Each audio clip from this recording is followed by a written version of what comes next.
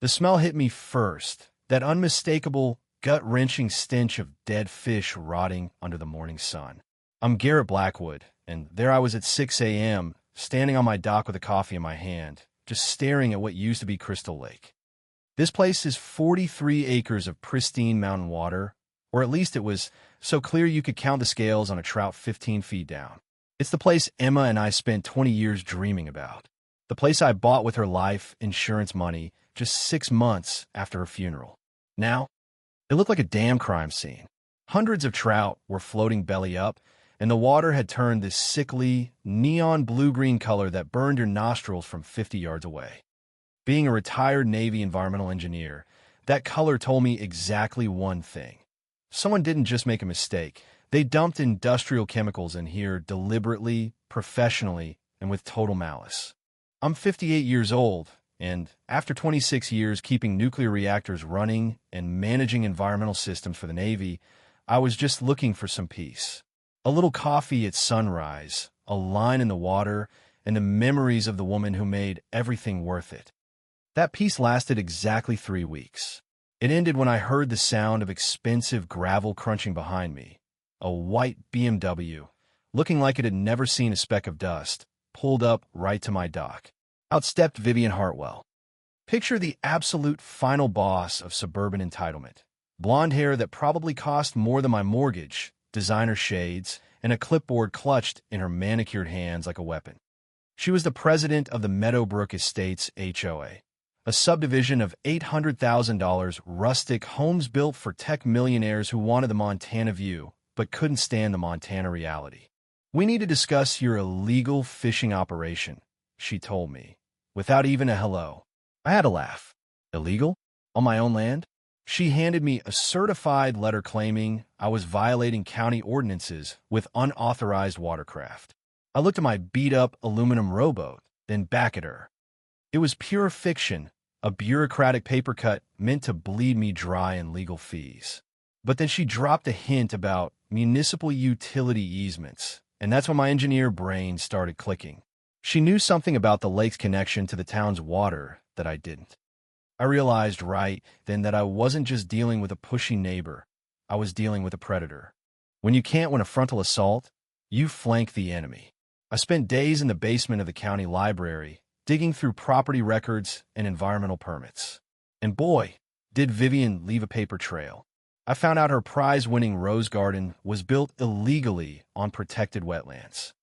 I found out her HOA was claiming authority over land they never even bought. But the real kicker? Crystal Lake wasn't just a fishing hole. It was the primary water source for all 1,200 residents of Pine Ridge. Every tap, every shower, every morning cup of coffee in this town started in my lake. And Vivian's husband, Bradley, had signed off on the environmental studies for their development. He knew the connection. He knew that if the lake got contaminated, the town would be forced to switch to the private well system he owned. The accident wasn't an accident. It was a corporate water theft scheme. They weren't just trying to stop me from fishing. They were trying to poison their own neighbors to create a monopoly. I decided to build a trap. I teamed up with a local scientist and wired the lake with infrared cameras, satellite-linked sensors, and high-def microphones. When Vivian showed up at my cabin with a briefcase full of $50,000 in cash, hush money to drop my complaints and sign over the land, she didn't know the coffee maker, the clock radio, and the thermostat were all recording. She sat there and called my late wife a nobody who died in a nowhere place. She told me I was just a washed-up sailor playing with fishing gear. She said all of it right into the federal evidence I was building. The reckoning happened at the high school gym during a packed town hall.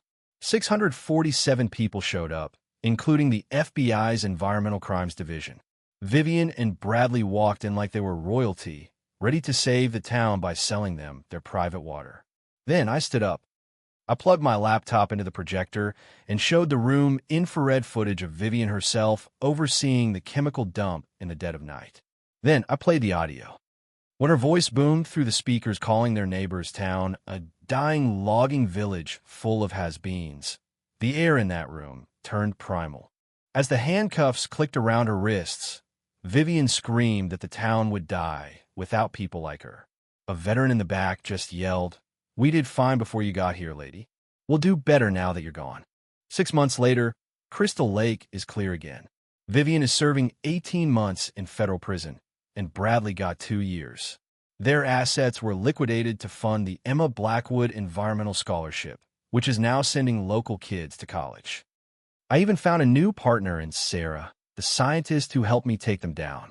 We got married last spring right by the water, surrounded by the neighbors who stood up and fought back.